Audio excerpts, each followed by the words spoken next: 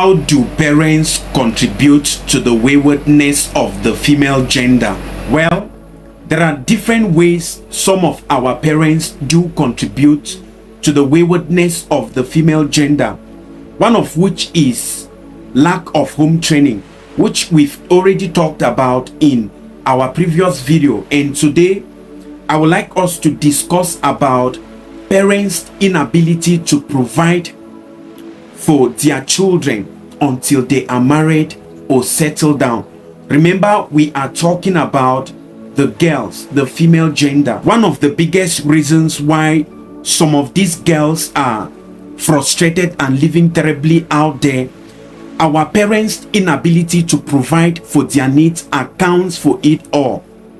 Most of the girls you see returning back home with either unwanted pregnancy or as single mothers or having involved in child termination, more than 50% results to inability to provide for their needs by parents. Now, the provision I mentioned here could either be in terms of money, in terms of discipline, or anything at all, depending on what you want to talk about. I liken provision here in terms of money. Now, let's consider a scenario where a man decides to get married, not because he is fit for marriage, rather because of influence from external factors, or better still, simply because he feels he has arrived that age that calls for settling down. Now, you will bear witness with me that his conception about marriage is already a failure,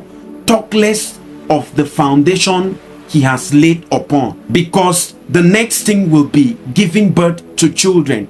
Remember, getting married is one thing and the decision to reproduce is another thing. I usually tell my friends that the fact that you are married does not entirely qualifies you fit for reproduction. Now, these are the kinds of men that will give birth to as many as 10 children without even enough saving to raise up only one. Let's switch this scenario to a case where this kind of a man gives birth to 5 girls. What is going to become of those girls? Especially when home training is also lacking. You will discover that these girls will start moving out with boys at very young ages. And why not? She needs to change her panties on a daily basis, which her parents cannot provide for her.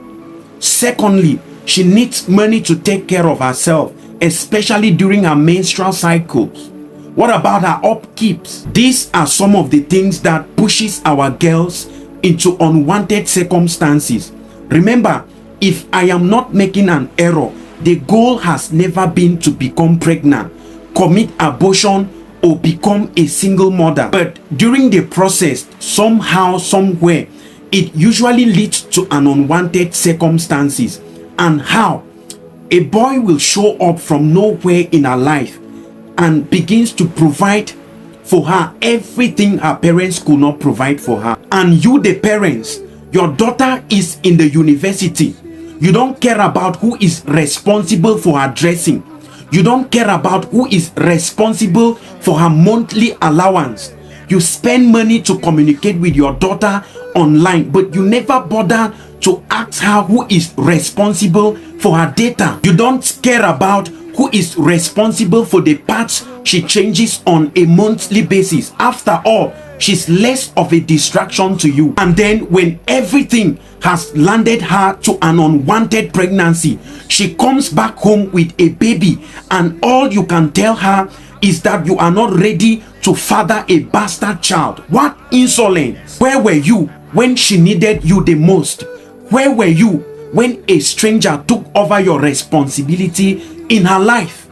Remember, I am not encouraging adultery or fornication by girls from irresponsible parents, because regardless what pushes you into sin, you will answer your questions all by yourself. I'm just trying to point out how some of our irresponsible parents contribute to the unwanted circumstances faced by mostly the female children, because much at times When these girls return back home with pregnancy, all we do is we throw insults at them, we say terrible words to them, and we even go as far as insulting the people who got them pregnant without even thinking about the parents, who are the basic reason why they are the way they are. In most cases, all of these things can be avoided, especially by this upcoming generation.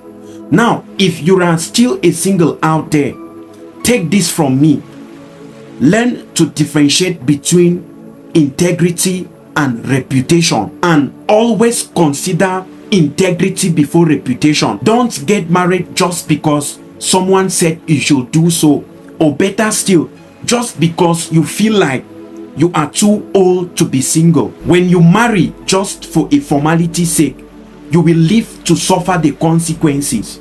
And even after marriage, if you feel like you are not fit enough to raise up a child, apply preventive measures. Be patient until you deem it necessary.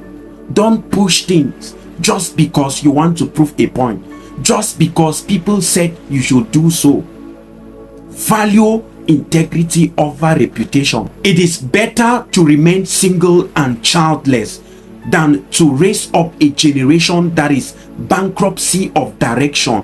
Even the Bible in 1 Timothy chapter 5 verse 8 likens a man who cannot take care of his family, especially those under his watch, as worse than an unbeliever.